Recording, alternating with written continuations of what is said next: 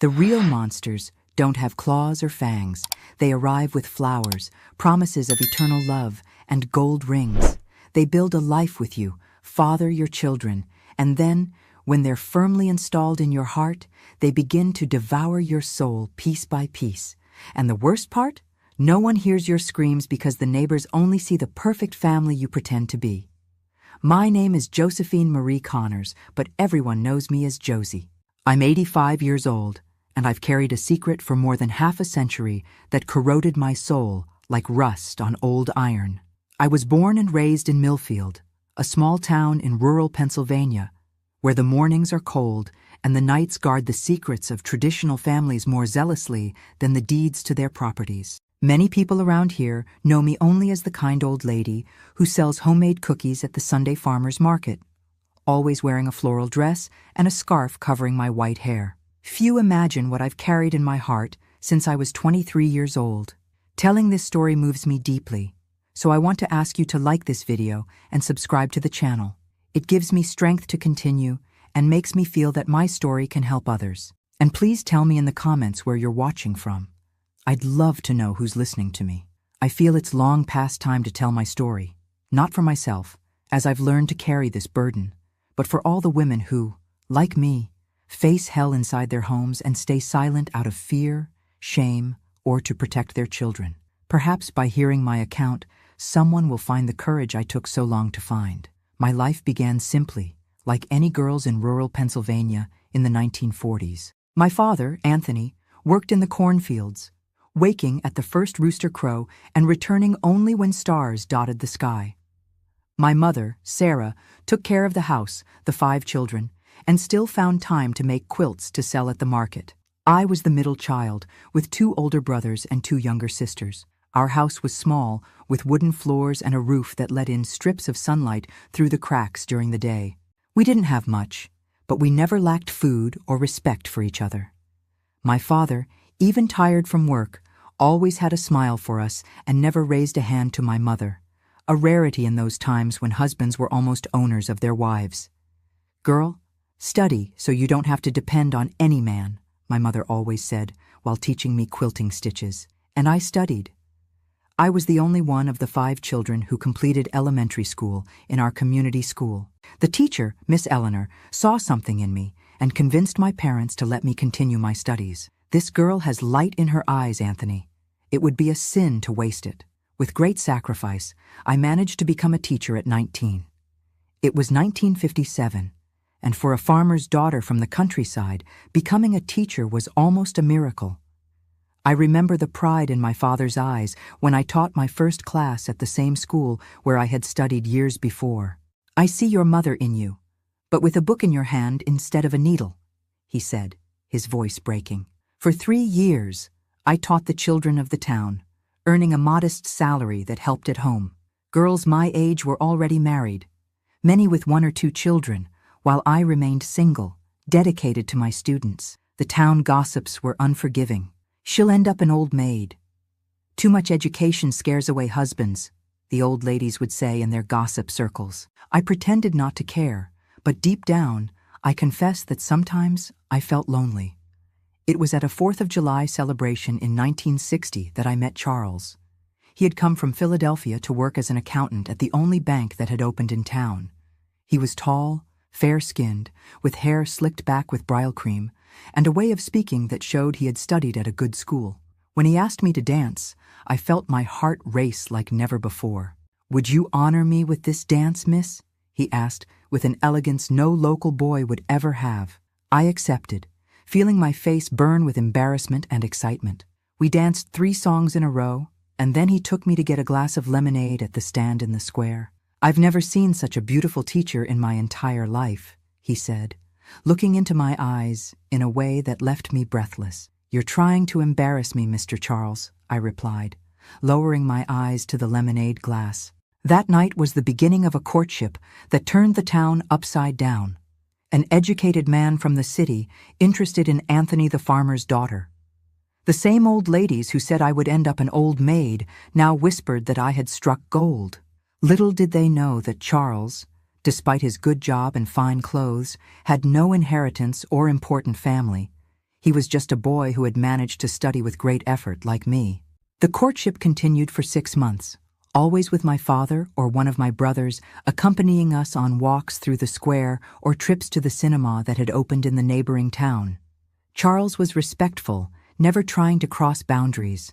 He brought simple gifts, a hair ribbon, a chocolate, and once even a small book of poetry that we read together on the porch of my house. "I want to marry you, Miss Josephine," he said one December night under the apple tree in our yard, with my older brother watching from a distance. "If your father allows it, I want to make you my wife." My heart nearly leapt out of my mouth. At 23, I was starting to think marriage wasn't for me, and now here I was, receiving a proposal from an educated, hard-working, and handsome man. "I need to think about it, Mr. Charles," I replied, trying to hide my emotion. But the truth is, there was nothing to think about. It was everything I could dream of. The following week, Charles came to talk to my father, bringing a bottle of good whiskey and a cigar. They talked for hours in the living room, while my mother, my sisters, and I waited anxiously in the kitchen. When the door opened, my father came in with a serious face that soon broke into a smile. "Come here, my daughter. Mr. Charles seems like a respectable man. If you want, you have my blessing." The wedding took place in March 1961 at the little chapel of Our Lady. It wasn't anything grand. We didn't have the means for that, but it was beautiful. My dress was sewn by my mother and aunts, using lace they had made themselves. Charles was elegant in a navy blue suit borrowed from the bank manager. After the ceremony, there was a small celebration in our yard with food made by the women of the family and music played by local musicians. Our house was small, but our own. Charles had rented a little 2-bedroom house near the bank, with a living room, kitchen, and even a bathroom inside, a luxury I had never had. In the first months, I lived the dream that every girl of my time nurtured. Charles was attentive, bringing me wildflowers picked on his way home from work, praising my cooking even when I overcooked the beans, and at night he was caring and respectful. I continued teaching even after getting married. Many husbands wouldn't allow it, but Charles seemed proud to have a teacher for a wife. "My woman has to show she's skilled in her mind too," he would say when someone questioned it. I felt like the luckiest woman in the world. When I discovered I was pregnant 6 months after the wedding, happiness seemed complete. Charles cried when I told him, his hands trembling as he touched my still flat belly. "It's going to be a beautiful girl like you, Josie," he said with certainty, as if he could see the future. And he was right. Marianne was born on a hot January morning in 1962, after a difficult labor that lasted almost 20 hours. When the doctor placed her in my arms, all red and crying strongly, I felt that I had never loved anyone so much in my entire life.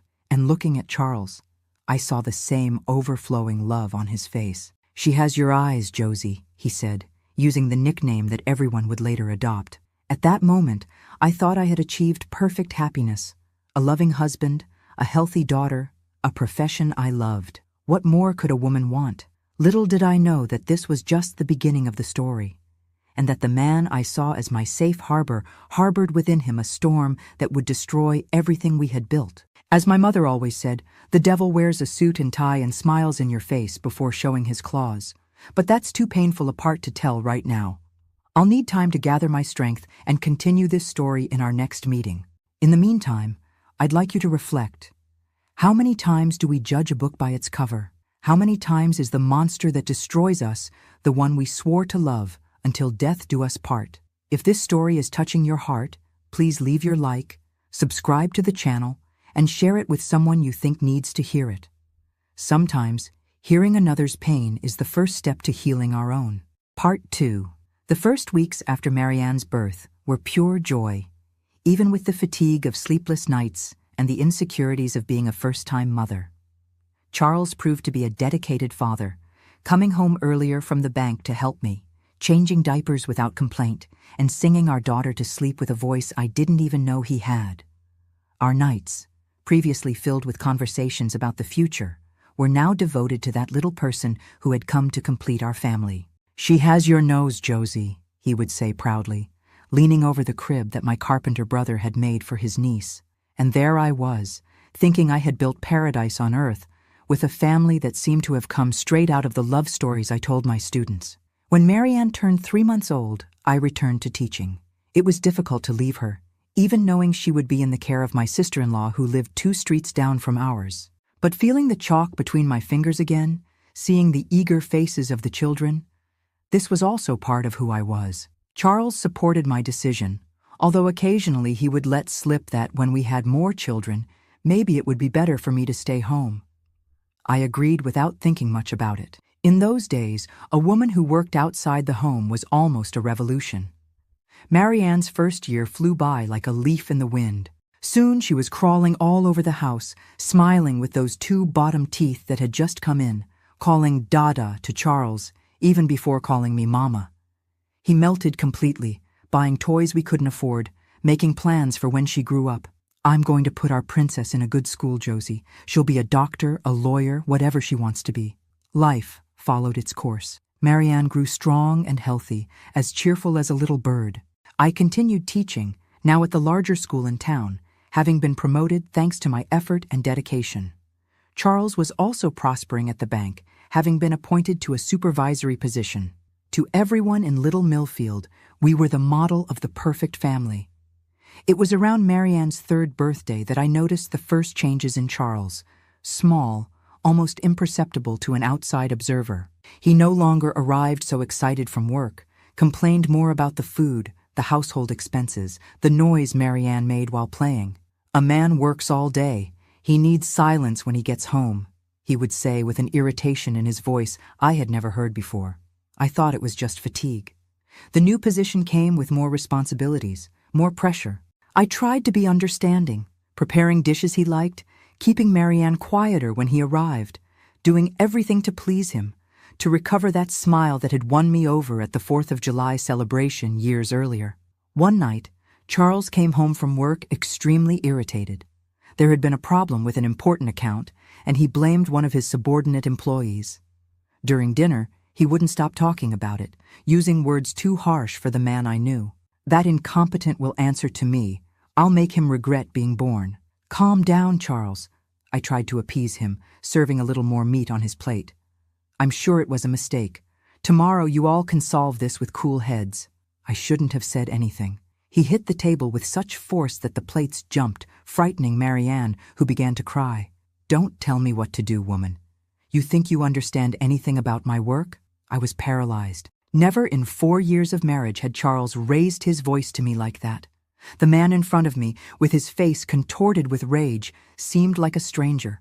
I picked up Marianne, trying to calm her, while he got up and left, slamming the door. He returned late at night, smelling of whiskey. I pretended to be asleep when he entered the bedroom, afraid of what might happen. The next morning, he acted as if nothing had happened, prepared coffee for the 3 of us, played with Marianne, gave me a kiss before leaving for work. I almost convinced myself it had been an isolated episode that would never happen again. But it did repeat, more frequently than I would like to admit. The outbursts of anger came and went for increasingly trivial reasons. One week, it was because I had bought a new dress for Marianne without consulting him. The next because dinner wasn't ready when he arrived, then because he found a test paper I had brought home to grade. You're neglecting your daughter because of these kids who aren't even yours, he yelled, tearing up the sheets where my students had made their best efforts to solve arithmetic problems. I began to walk on eggshells in my own home, watching every word, every gesture, trying to predict what might trigger the next storm. Marianne, young but sensitive, also changed. The cheerful, talkative girl now became quiet when her father was at home, as if trying to make herself invisible. The neighbors' questions began. Ms. Josie, is everything okay? You look so worn down. Or, Mr. Charles seems so stressed lately. I would deflect, keeping up appearances. After all, family problems are resolved within the family.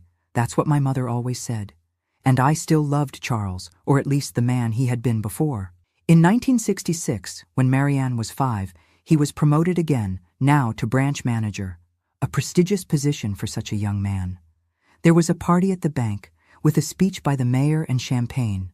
The first time I had ever tasted it. Charles was radiant that night, once again the charming, confident man I had fallen in love with. He introduced me to everyone as my beautiful wife, the teacher Josephine, with so much pride in his voice that it made me believe everything could go back to how it was before. For a few weeks, it did.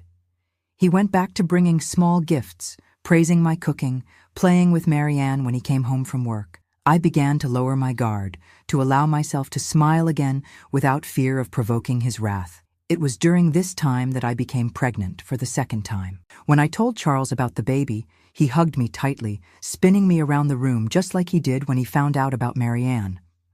"We're going to have a boy this time, Josie," he announced, as if he could determine that. A son to follow in my footsteps at the bank. Those months of pregnancy were peaceful.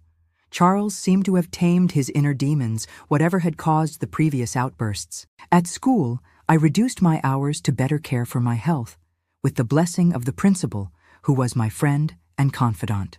Marianne was excited about the idea of being a big sister, already setting aside some of her toys for the baby that would arrive.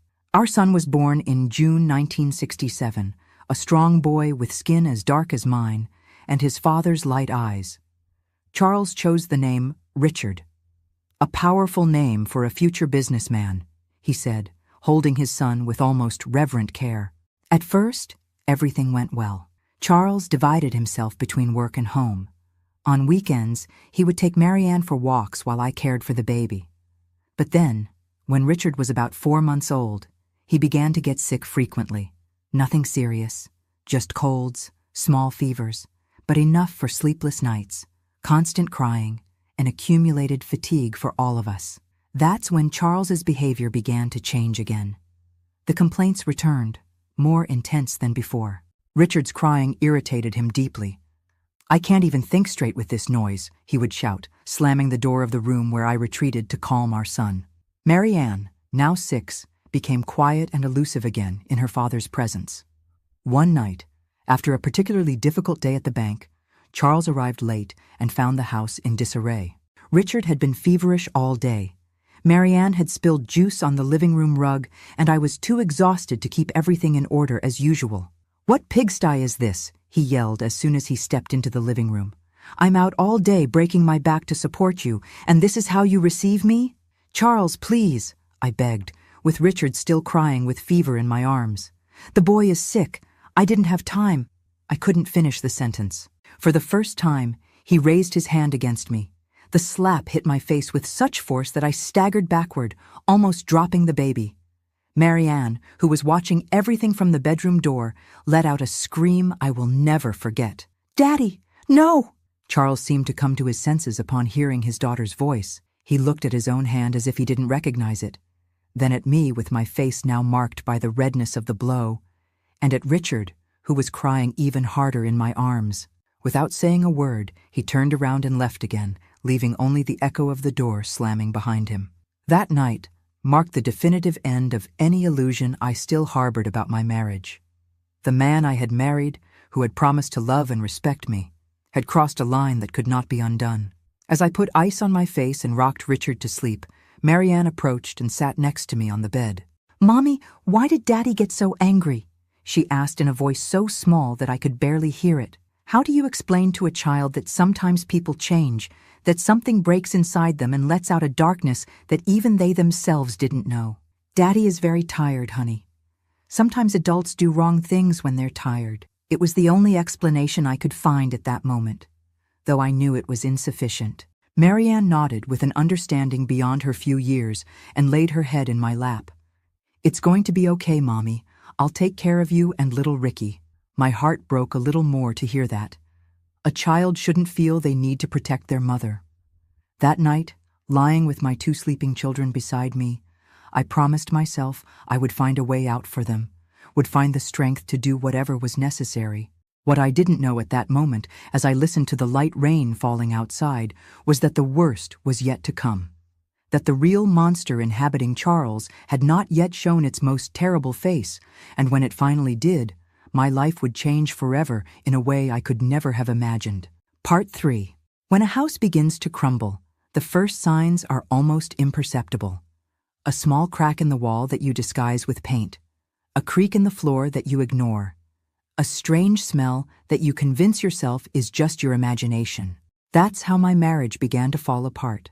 Silently, without fanfare, but with a constancy that I only notice now, looking back. The man I met at the 4th of July celebration, who won me over with poetry and kindness, was transforming little by little, so slowly that I almost didn't notice when that gallant smile began to give way to a closed expression, when those loving eyes became cold, when the hands that once caressed began to form fists. After Richard's birth, our second child, things quickly worsened. The boy had fragile health in his first months, cried a lot during the night, needed constant attention. I divided my time between caring for the baby, giving attention to Marianne, who was only 6 years old, and maintaining classes at school.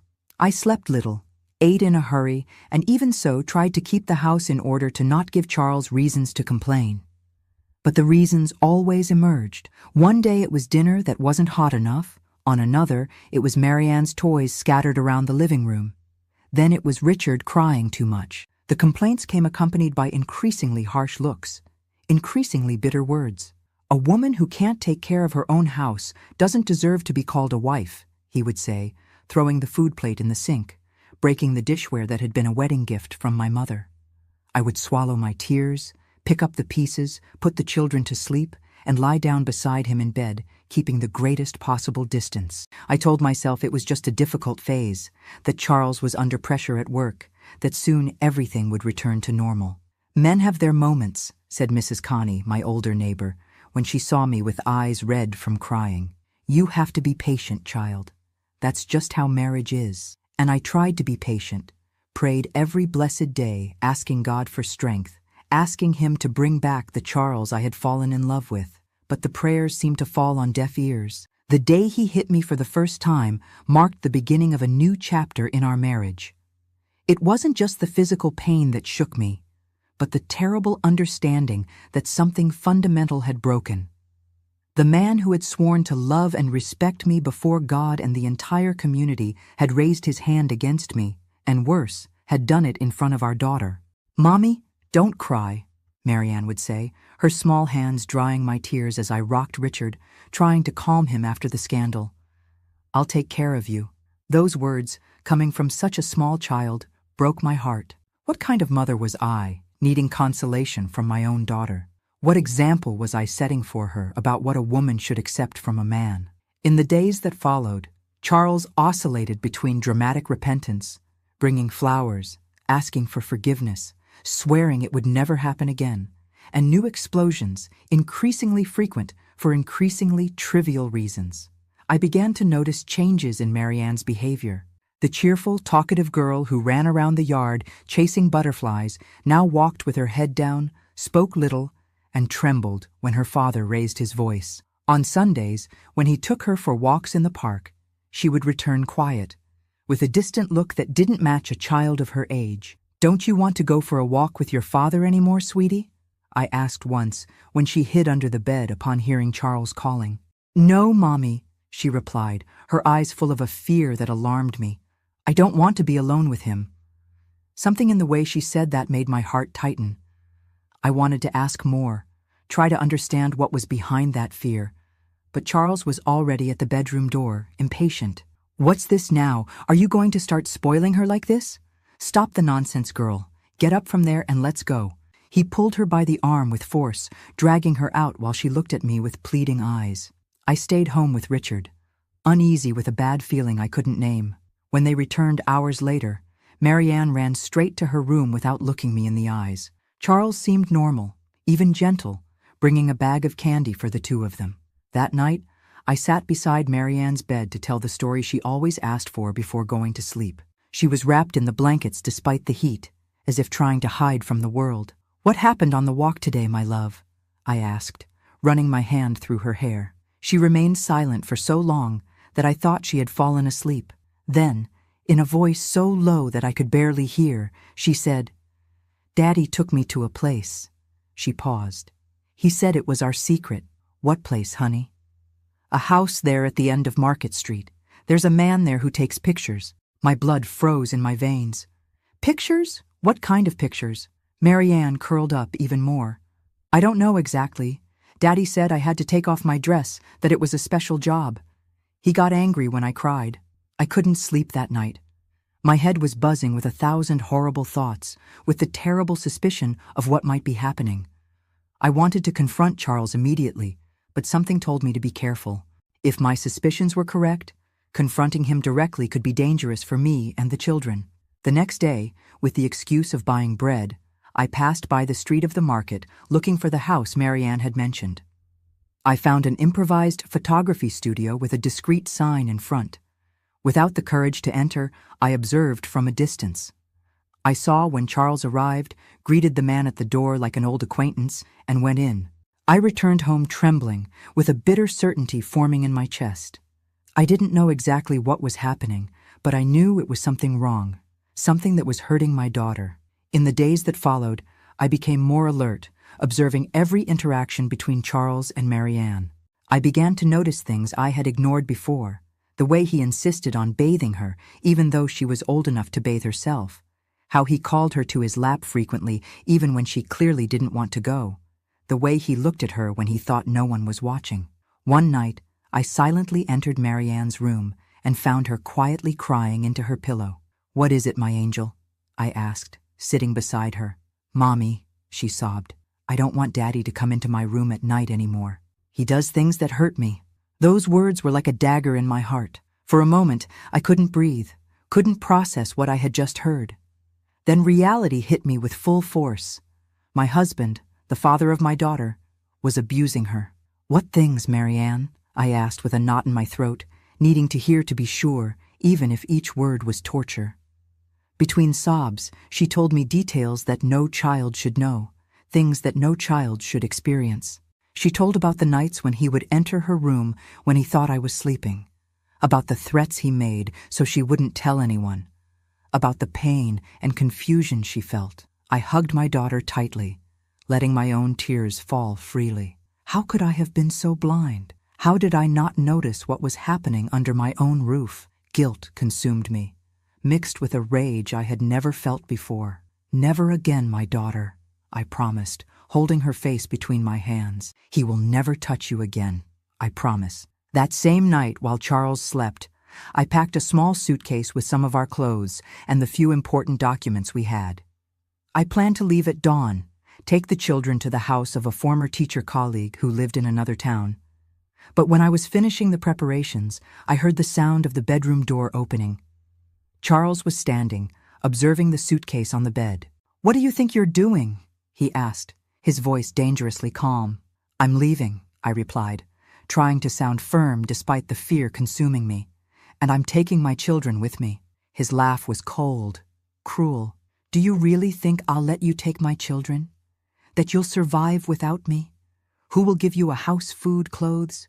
You are nothing without me, Josephine." "I'd rather starve on the street than stay one more day under the same roof as you," I retorted, the courage coming from I don't know where. "I know what you've been doing with Marianne. I know about the studio, the pictures. I know what you do when you think I'm not looking. You're a monster, Charles." It was like lighting a fuse. His face contorted into a mask of hatred, and before I could defend myself, I felt the impact of his fist against my face. I fell backward, stunned, the metallic taste of blood in my mouth. "You're not going anywhere," he growled, pulling the suitcase and throwing the clothes on the floor. "And if you open your mouth to say one word about this to anyone, I swear I'll end you and those brats." Who do you think they'll believe? Me, the bank manager respected by everyone, or you, a hysterical teacher? I remained fallen on the floor, pretending submission while he continued with his threats. Inside, however, something had broken for good. Any remnant of love or respect I might still feel for him was gone. In its place was born a fierce determination to protect my children at any cost. That night, lying beside the man I now recognized as my enemy, I made a silent vow. I would find a way to leave that house, to save my children from that man, even if it was the last thing I did in life. What I didn't know was that the opportunity would come sooner than I imagined, on an April night that would change our lives forever. Part 4. Certain nights remain marked on the soul like scars. That one, April 7, 1969, is one that not even time has managed to erase from my memory. I keep every detail, every sound, every smell, as if it had happened yesterday. Not more than 50 years ago. It was a Wednesday, I remember, because it was prayer meeting night at church, and I had returned later. Charles didn't like these church visits of mine. He said it was a waste of time to be praying when I had a house to take care of. But I insisted. That hour in God's house was the only moment of the week when I felt at peace, away from the fear that had become my constant companion. Richard, almost 2 years old, had already gone to sleep early, exhausted after a whole day running around the yard. Marianne, with her 8 years, should have been sleeping too. Charles had gone out for a meeting at the bank. At least that's what he said. I arrived home around 9 and found the silence strange. Normally, he would already be back, complaining about my delay. I put my rosary in the dresser drawer, took off my shoes to not make noise, and went to check on the children. Richard's room was quiet. The boy was sleeping on his stomach, as always. But when I reached Marianne's bedroom door, I heard something that froze the blood in my veins. A muffled cry, choked, like someone trying not to make noise even in desperation, and his voice, low, threatening. If you tell your mother, she won't believe you, and if she does believe, she'll blame you. I pushed the door in an impulse. The scene I found was worse than any nightmare I could have imagined. Marianne cowering against the wall, her face wet with tears, her eyes wide with terror. And Charles, my God, how can I say this? The man I had chosen to be the father of my children was over her with his pants open. Seeing me, his face transformed into a mask of fury. "What are you doing here? You should be at church." I didn't answer. Something primitive took over me, a strength I didn't know I had exploded from inside my chest. I ran to him and pulled him by the hair with a violence I didn't recognize in myself. He staggered backward, surprised by my reaction. I took advantage to grab Marianne in my arms and run out of the room. "You crazy woman, come back here!" he shouted while closing his pants and coming after us. "Run, my daughter. Get your brother and go to the neighbor's house, Mrs. Catherine," I whispered to Marianne, pushing her toward Richard's room. She hesitated, her eyes still full of terror. "Go, honey, please. I'll hold him back." I don't know where I found the courage. Maybe it was anger. Maybe the protective instinct that only a mother knows. When Charles tried to pass by me to reach the children, I placed myself in front of him like a wall. "Get out of my way, woman. This is none of your business." "None of my business? They're my children, you monster," I shouted, not caring if the neighbors would hear. He tried to push me aside, but I clung to him. In the weeks before, I had hidden a sewing scissors under the mattress, fearing that one day I would need to defend myself. I never thought it would come to this point, but at that moment, as we struggled in the narrow hallway, I remembered it. I managed to escape from him for an instant and ran to the bedroom. He came after me, laughing in that cruel way he had developed in recent years. "What do you think you're going to do, Josie? You think you can take me?" I grabbed the scissors from under the mattress and turned, holding them firmly. "Stay away from me and my children." He stopped at the door, surprised for a moment, then began to laugh again. "You don't have the courage. Don't test me, Charles. For God's sake, don't test me today." Something in my voice must have communicated the seriousness of the threat, because he took a step back. At the same moment, I heard the front door open and voices. Marianne had managed to get out with Richard and call for help. It was Mr. Joseph, the neighbor from the house across the street, and 2 other men I didn't immediately recognize. "What's all this shouting? Is everything okay, Mrs. Josie?" Mr. Joseph asked, cautiously entering the living room. Charles completely changed his posture, as only predators know how to do. Suddenly he was the charming, educated man everyone knew. "It's nothing, Mr. Joseph, just a couple's argument. The lady, my wife, sometimes gets nervous. You know how it is. But Marianne, my brave girl, didn't let the lie prosper. He was hurting me, Mr. Joseph. He was doing bad things to me." The silence that followed those direct, childish words was like thunder. Mr. Joseph and the other men looked at Charles, then at me, still holding the scissors, then at the children. Something in Marianne's eyes, that genuine terror that no child could fake, must have spoken louder than 1,000 testimonies. "It's better if you come with us, Mr. Charles," said one of the men, whom I then recognized as Sheriff Davis. "We'll talk at the station." "This is absurd," Charles protested, but there was no longer the same power in his voice. It's the word of a confused child against mine. I'm the bank manager, a respected man in this town. And I'm the father of 3 girls, the sheriff replied with a coldness that gave me some comfort. We'll settle this properly. As they took Charles away, Mrs. Catherine, the neighbor to whom Marianne had run, hugged me tightly. Everything will be fine now, Josie. It's over. But I knew it wasn't over. It was just the beginning of another ordeal. In a small town in the 1960s, an accusation like that against a man of position like Charles would not be easy to sustain. Everyone knew the power men like him had, the connections, the respect they commanded simply for being men in positions of authority. At the station, I was treated as if I were the criminal. Are you sure, ma'am? You couldn't have misinterpreted the situation? Your husband is such a well-regarded man in the community.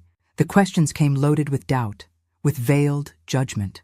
Marianne was spared a formal interrogation thanks to the intervention of Father Roman, who arrived at the station as soon as he heard about the incident.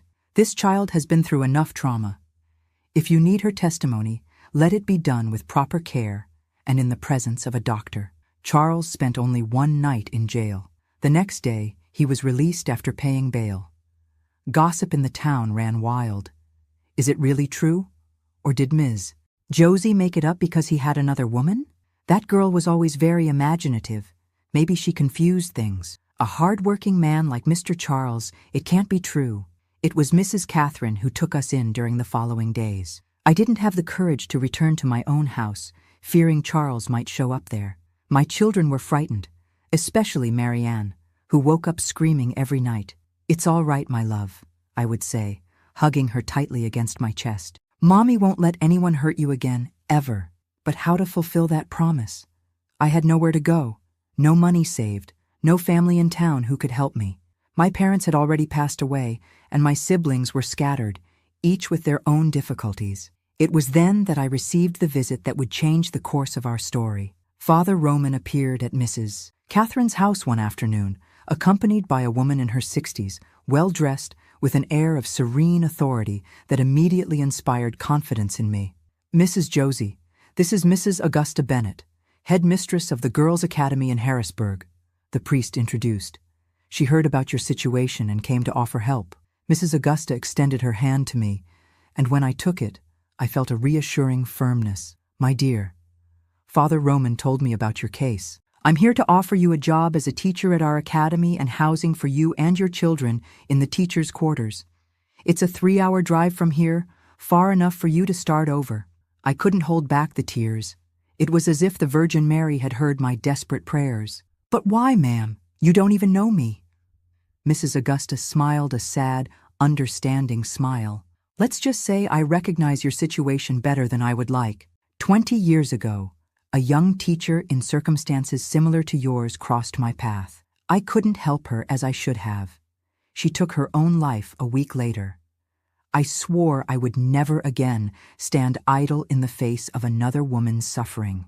A week later, under the protection of Father Roman and some good men from the community, we boarded the bus to Harrisburg. I left behind the house, the furniture, almost all our belongings. It didn't matter. What mattered were Marianne and Richard sleeping peacefully on the bus seats, finally free from the terror that our home had become.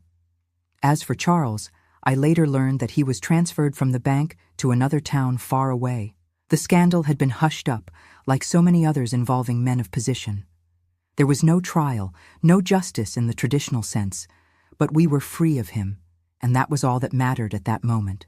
In the first months in Harrisburg, Marianne barely spoke. She spent hours drawing dark, frightening scenes that broke my heart. Richard, too young to fully understand what had happened, adapted more easily to the new life. I worked hard, trying to prove my worth to Mrs. Augusta, trying to build a new home for my children. Little by little, with the support of a young female doctor who worked at the academy, Marianne began to open up, started to talk about what had happened, not just that night I witnessed, but before. I discovered with horror that the abuse had been going on for months, that my daughter had kept that terrible secret out of fear, shame, and confusion. He told me it was normal, Mommy, that all fathers did this with daughters they loved, that it was our special secret. Her words, spoken in one of the sessions with the doctor, destroyed me. How could I not have noticed? How could I have let this happen under my own roof? Guilt consumed me. I spent sleepless nights going over every sign I should have noticed, every change in Marianne's behavior that I ignored, attributing to the stress at home or normal changes in childhood. The doctor, Dr. Claire, helped me understand that the guilt wasn't mine. Men like Charles are specialists in hiding their crimes, Mrs. Josie. They manipulate, threaten, create an environment of fear where silence seems the only safe option. You did what you could, and most importantly, when you found out, you acted. Many women, out of fear or dependency, choose to see, but not act. You saved your daughter. They were words of consolation, but the scar from that night, from that discovery, never completely disappeared. I carry it with me to this day, more than 5 decades later, not as an open wound, not anymore, but as a reminder of the price we pay for blind trust, for chosen ignorance, for the belief that we truly know those we love. As I write these lines, I think of how many women are at this very moment living in similar situations, how many children are suffering in silence, believing that what happens to them is normal, or worse, that somehow it's their fault. It's for these women, for these children, that I finally decided to tell my story. Because sometimes all we need to find the courage to change our lives is to know that we are not alone, that others have passed through the same dark valley and managed to come out the other side, not unscathed, not without scars, but alive and eventually healed. Part 5, our arrival in Harrisburg was like being reborn. The Girls' Academy, directed by Mrs. Augusta, was a place of order and peace, with its well-kept gardens and quiet corridors. My children and I received a small apartment in the teachers' quarters, 2 bedrooms, a living room, kitchen, and bathroom. It seemed like a palace after what we had been through. The first months were of adaptation and healing. Marianne began treatment with Dr. Claire, who, with patience and delicacy, helped my daughter process the trauma she had lived through. Richard, at just 2 years old, adapted easily to the new life, charming everyone with his smile and energy. As for me, I immersed myself in work, teaching English and literature to elementary school girls, finding in the routine of the classroom a refuge for my tormented mind. It was in 1971, almost 2 years after our arrival, that I noticed a profound change in Marianne. One Sunday afternoon, we were sitting on the small porch of our apartment. She, now 10 years old, was drawing in her notebook as she usually did. But something was different. The dark and frightening drawings had given way to colorful scenes. Flowers, butterflies, a house with open windows. "How beautiful, sweetie," I commented, feeling hope sprout within my chest. "What is it that you're drawing?" She raised her eyes to me, and for the first time in a long time, I saw a sparkle that reminded me of the girl she had been before everything happened. "It's our house, Mommy, the one we're going to have someday." At that moment, I knew we were on the right path, that the worst part was perhaps behind us. It didn't mean the scars had disappeared. They never would completely. But we were learning to live with them, to move forward despite them. Time passed, filled with work, my children's studies, the small daily joys that I had barely noticed before and that now seemed precious. Richard entered school, revealing himself to be an intelligent and curious boy. Marianne, though she still had difficult days, began to make friends among the academy students, to participate in activities, to smile more. In 1975, I received a letter that shook our newly conquered tranquility. It was from my older sister, who still lived in Millfield. Charles had returned to town and was looking for us. "He's been drinking a lot and keeps saying he's going to get his children back, that you had no right to take them," my sister wrote, concerned. "Be careful, Josie." Fear returned, cold and familiar, settling in my stomach. I immediately sought out Mrs. Augusta, who, after reading the letter, held my trembling hands in hers. "Don't be afraid, Josephine. He can't reach you here. You have the protection of the academy, the church, and now also my personal protection." She was right. Charles never reached Harrisburg. I later learned that he was arrested for assaulting a bank employee in a fit of rage and ended up dying in jail shortly after, a victim of liver cirrhosis. I felt no joy at the news, nor vengeance, not even relief. What I felt was a strange sense of closure, of a chapter ending, as if I could finally turn the page definitively. In 1977, 10 years after Richard's birth and 8 years since our escape, I received a proposal that would change our path again. The academy was expanding, and Mrs. Augusta invited me to take over the direction of the new elementary wing. It was a recognition of my work, of the dedication I had shown all those years. "You have a gift for leadership, Mrs. Josie," she told me, "and more importantly, you have compassion. It's exactly what we need to shape these girls." I accepted the challenge with a mixture of enthusiasm and apprehension. I had never occupied a position of such responsibility, but I discovered that Mrs. Augusta was right. I had something to offer, a wisdom born of pain, a strength I didn't know I had. Under my direction, the elementary wing flourished. We implemented more modern teaching methods, bringing art and music into the curriculum, encouraging the girls to think for themselves, to question, to dream beyond the limits society tried to impose on them. "An educated girl is a free woman" became the unofficial motto of our wing. It was what I deeply believed, what I wished I had learned earlier in life. Marianne grew up observing my work, absorbing those lessons. At 17, she surprised me by announcing she wanted to study law. "I want to help women like us, Mommy," she said with a determination in her eyes that filled me with pride. "I want them to know they have choices, that they have rights." In 1980, when Marianne was accepted to the law school at Penn State, I cried with joy and gratitude. My daughter, who had faced the worst kind of trauma, was transforming her pain into purpose. Richard, now 13, was already talking about becoming a doctor to take care of people like Dr. Claire took care of us, he would say. The 1980s brought changes for both America and our family. The country was experiencing the Reagan era. Women were beginning to occupy spaces previously denied to them. And I, at 46, met Sebastian. He was a history professor, a widower, with a gentleness and integrity that initially frightened me. After Charles, I had built high walls around my heart. I didn't believe I could trust a man again, much less love one. Sebastian didn't pressure, didn't demand, didn't rush. With the patience of someone who knows the value of time, he won my trust little by little. It took almost 3 years before I accepted his proposal. "I'm not offering perfection, Josie," he said when he gave me a simple engagement ring. "Just an honest love and the commitment to always respect who you are."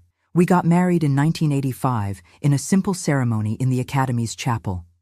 Marianne, already graduated and working as a lawyer, and Richard, then a medical student, were our best man and maid of honor. Mrs. Augusta, now elderly but still lucid, gave us her special blessing.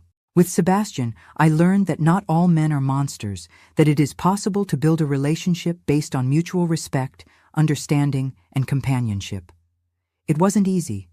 There were moments when the past returned like a wave, catching me off guard, and I would close up, retreat to my safe place. He never complained, never grew impatient.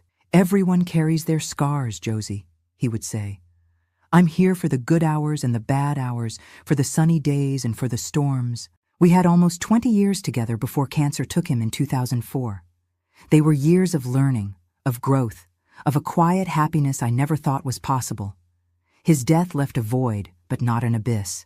Unlike losing Charles, which had been like escaping from a prison, losing Sebastian was like saying goodbye to a good travel companion with gratitude for the shared miles. Today, at 85, I look back and see a life marked by extremes, a pain so deep that it almost destroyed me, and a joy so pure that it redeemed everything. I see my children, now adults with their own children. Marianne, a respected lawyer specializing in women's and children's rights. Richard, a dedicated pediatrician with the same gentle smile from childhood. I see my grandchildren growing up in homes where respect is the rule, not the exception, where they know they are unconditionally loved, that they are safe, that they have a voice. This, perhaps, is my greatest victory. Having broken the cycle of violence, having created a new story for our family. If there's a lesson I've learned in these 85 years, it's that suffering doesn't have to be the end point, that even from the darkest ashes, something beautiful and strong can be born, that our story is not defined by others, no matter how powerful they may seem, but by the choices we make in the face of adversity. To you who are watching and perhaps going through your own valley of shadows, I want to say, you are not alone. There is a way out. There is a tomorrow. Healing may seem impossible now, when the pain is so present, so acute. But believe me when I say it is possible to rebuild, it is possible to heal, it is possible to find joy again. If this story touched your heart, please leave your like, subscribe to the channel, and share it with someone you think needs to hear these words.